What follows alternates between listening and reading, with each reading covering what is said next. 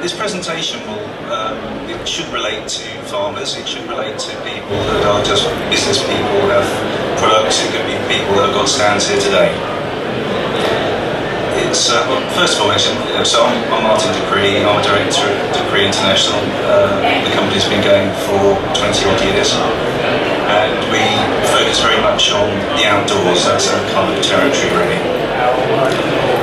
We do a lot in agriculture. We've got a lot more information we can share with you on our stand. I'll give you the stand number a bit later on. But this presentation is all about, so you may have a vision either of your product, you may have some dwellings on some land, you need to get it to market. And this is really to share with you how we as a company, as a marketing agency, go about step by step our process of getting the messaging right to your, what we call vertical markets, it's your target audiences. Why is it important? Well, according to Bloomberg, 8 out of 10 businesses fail within the first 18 months. That's quite a good reason. The reasons mainly are through lack of planning. By that I don't mean lack of financial planning, it's lack of marketing planning, and also through a lack of clear values or a very distinct proposition. Values may not be a term that you use sort of every day, but we're going to come on to that. I can go through that in a lot more detail. But your offering needs to be clear. It might be clear to you right now, but communicating this effectively to customers is going to take some work. Now, I just want to share this with you because even though we're a marketing agency, we're not farmers. We do actually have our own diversification project, which we're quite excited about. We have some barns, and you'll see over here this sort of grey area. That's the kind of area that we're going to develop into a cookery school, of all things. So why cookery school? Well, we actually do quite a lot of work in the catering market as well as the outdoors. So we do have some experience there. We do some work for people like Teflon, and we also quite like cooking, so it seemed like a good idea.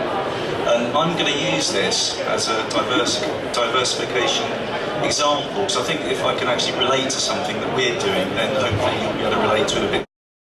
Now, this all looks a bit heavy going, and I want you to bear with me on this because there's a lot of kind of words in this presentation, but it's really important that we take all this on board. I promise you it will get more interesting as we go along, so stick with me. Okay, later on we've got some pretty pictures and we've got some, how an advert could look, etc, etc, but a lot of thinking has to be done before all that happens.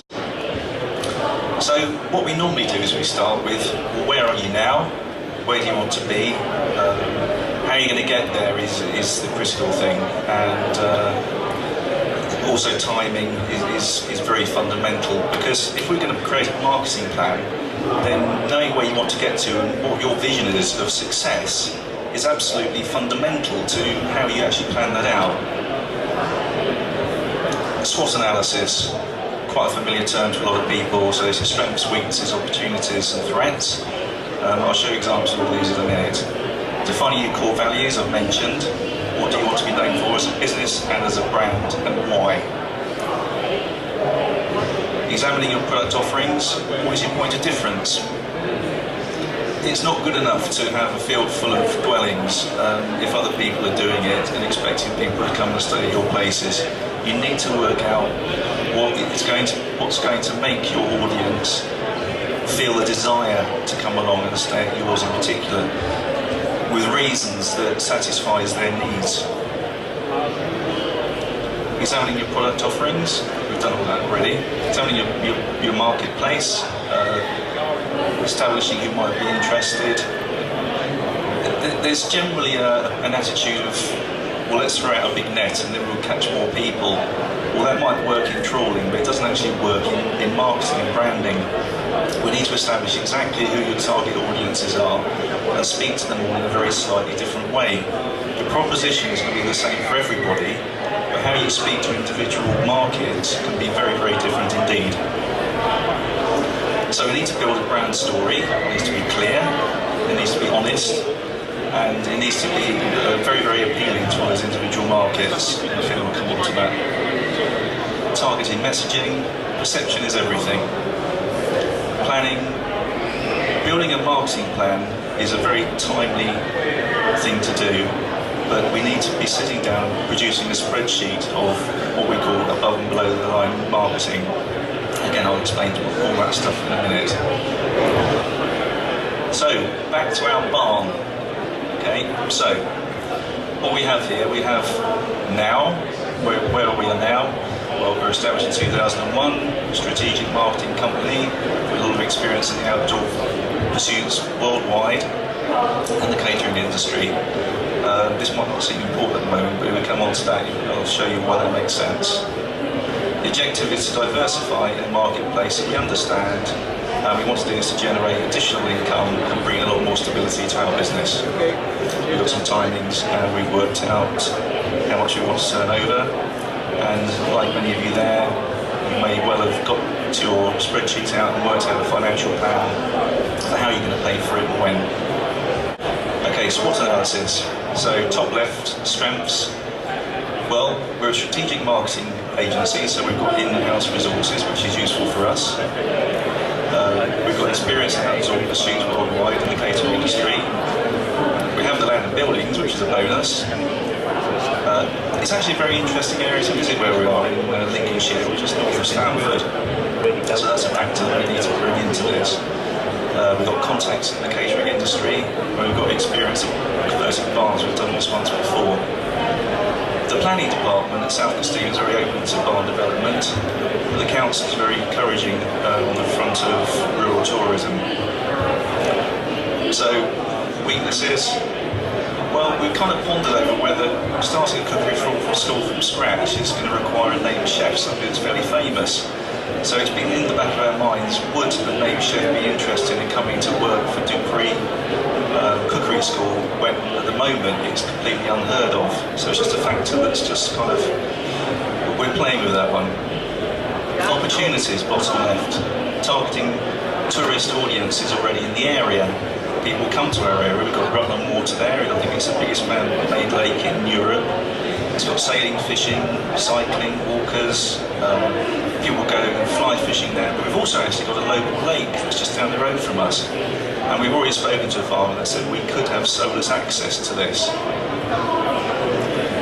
We've got local accommodation. We've also actually got a couple of paddocks where we could actually put some accommodation as well going forwards in the future. Local interests include beekeeping, an old castle site, the village is called Castle Bytham.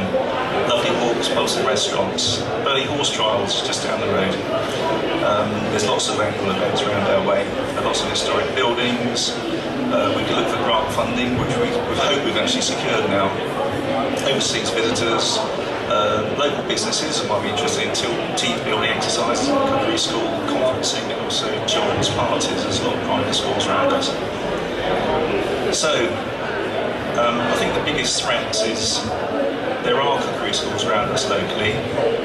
We've looked into the rates. We could get our planning blocked when we actually put this SWOT analysis together, but it's transpired that we've had it approved now, so we're quite pleased about that. So we're now looking at core values. Now this is very, very critical that this is done, and it's sometimes an afterthought for businesses, and they do it sort of further down the line, but before you even start thinking about your brand, your business, you need to sit down and work out some very, very deep and meaningful words which are not only truthful, and these aren't words that you want people to kind of think about your business or your brand. These are words that actually do describe it going forwards. Something you can live up to. For us, it's that we're understanding, and by that we mean for food and the people coming along. We want to put courses together that totally relate to those people. We're very strategic, so these are all going to be very well thought through. We like to think of ourselves as very dynamic, we make things happen. Collaborative, we want to deal with other businesses around the area, the pubs, restaurants, and work together with these people to achieve the best results.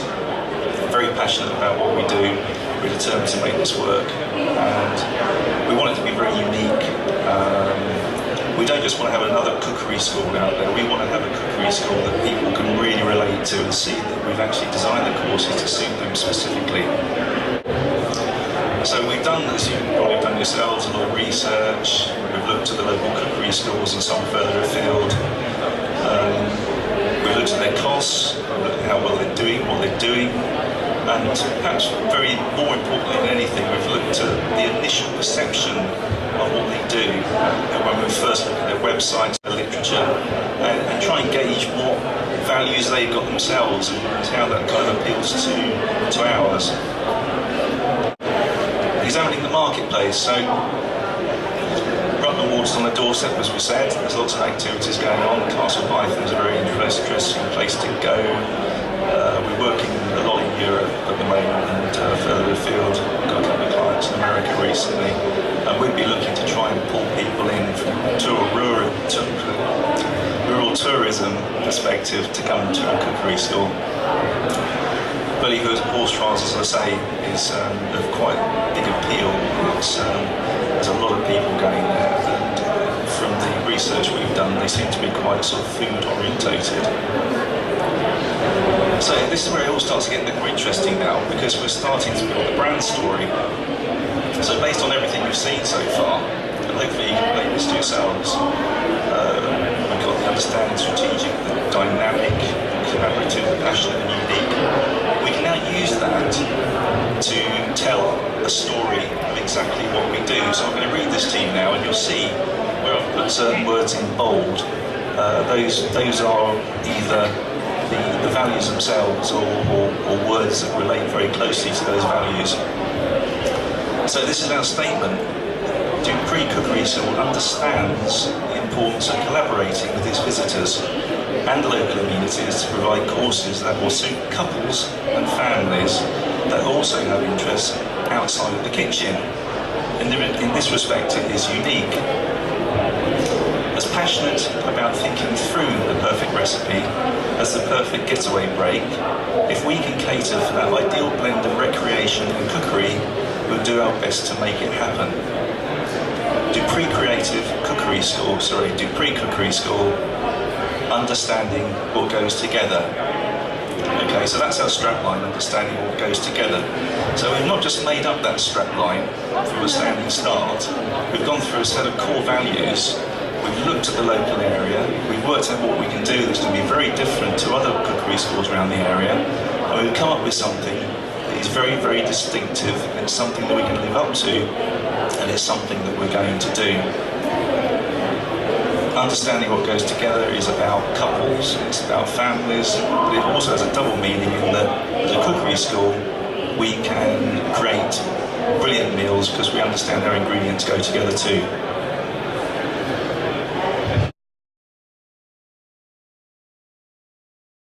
So idealism is about selling the sizzle. This is the desire, this is what hooks people. This is not about features and benefits. This is really very little to do with the product at all. It's nothing to do about product or services. It is just selling a dream. So, two brands of watches here, Rolex and Omega. One says it's the official timekeeper of Wimbledon, and the other one says it's the moon watch. So, what's that doing? Rolex have decided what they're going to do is they're going to appeal to people that want to increase their social status. Omega have decided, with the moon watch, they want to appeal to people who like adventure. This is now selling the realism. This is selling the steak. If you look at these two watches, they're actually pretty well exactly the same. They've got the same sort of movements, they're called different names, they've got slightly different price points. But at the end of the day, they're both watches. But the target audiences are very, very different indeed, and that's really quite important. If I put them next to each other, what we've got here is above the line and below the line. And in marketing, if you've ever heard those terms before, that's exactly what that means. Above the line is generally projected out through on-page advertising, online advertising, and to some extent social media. Social media can handle above-the-line promotional activity. Below the line is more to do with the features and benefits. So we've got the website, We've got digital mailers, events and shows, all that kind of thing, and all your print material can all be below the line activity. So back to our barn conversion. What we're going to do here is we're going to target one social group. This is the male angler. Now this male angler may have come to blows with his wife, girlfriend, fiance in the past where he wants to go fishing for the weekend, where the wife wants to perhaps go and do something completely different. Now, what we're saying here with our cookery school offering is that you can both do this together. There's something there for everybody. We understand what goes together, basically. So, we're selling the dream, couple having a lovely getaway break, and to the male angler, it's a fishing break without the breakup. I've put some magazine titles in there, not because we're saying, right, okay, you need to do some full-page advertising. We know it's all very expensive. The only reason we've put those in there is to just focus very clearly on who we're talking to. So whether that's through social media, whether that's through digital mail outs, whether that is maybe online advertising, on-page advertising, these are the guys we need to be speaking to with that message. So how do we get to the female at the party? Okay, so it's the same ad pretty much, except we're now looking at a very, very different group. We're now looking for female people that might want to go on a cookery course. It's got another half that's a little bit into his fishing, or she might even fancy doing a bit of fly fishing herself. And what they can do is they can go away, they can catch a couple of rainbow trout, they can take it to the cookery course, cook it together and eat it that evening. The only difference in the advert is it's a cookery break to whet his appetite. Okay, so this is the walking brigade. Lovely walks around us, a lot of history, and you've got Rutland Walks with lots of walkers. So we're looking at the sort of reader of Country Walking magazine, a cookery break with style. So you play on words with the word style. And what you're seeing here, we're not talking about the cookery school at all. We're not talking about the features and benefits. The cookery school is just like paled into the background. You see, we're just selling the sizzle, we're selling the dream. The Burley Brigade. So we've got some friends here that have been to Burley. They found that the hotels are pretty well booked up all around Stamford. What they have found is they can stay in some lovely accommodation in Castle Bytham, which is just down the road, and mix shopping, watching a few horses with a cookery day afterwards to break things up a bit and have a much more splendid time. So make Burley event a cookery event. And then you've got the outward active couple that might be into windsurfing, sailing, cycling around Rutland, explore Rutland, then set a new course. Again, very distinctively different, all of these things, but we've all got, with all of them, understanding what goes together. You've still got the same proposition, but very, very distinctly different target groups. So just as a little reminder there, so we've covered off the top half there. We haven't got time to do the below the line visuals today because I'm going to run out of time. But all I'd say is taking the website now, for instance. So it's a user journey on the website rather than just saying, well, here's a cookery school and it's got 12 ovens and 5 workstations and it's got this, that and the other. What we can do is, for these guys, we can say, look, come to this cookery school and take them on a journey through some leisure activities around the area. And as individual vertical markets offer themselves to us, and we haven't even touched on sort of children's parties and all that kind of thing, the website can handle all those different markets and say, talk to those in a very, very different way. That also applies to all your social media and your print and everything else. And finally, and by no means least, planning is completely essential. And this is made up because we've not actually done this yet. But you'll see at the top there we've got a key, we've got colour bands for ads, for PR, for social media and for events. And we need to very clearly work out a plan at least a year, but we're going to try and do it over a 3-year period. All the opportunities for things like Valentine's Day, regional events around the area, and work out a complete mix of different activity across all those different channels, as we call them, throughout, say, at least a year, but over the next 3 years. And that, I'm afraid, is all we've got time for. But I hope that has helped a little bit to get some focus. And Andy's just flagging up something. I probably missed us saying something.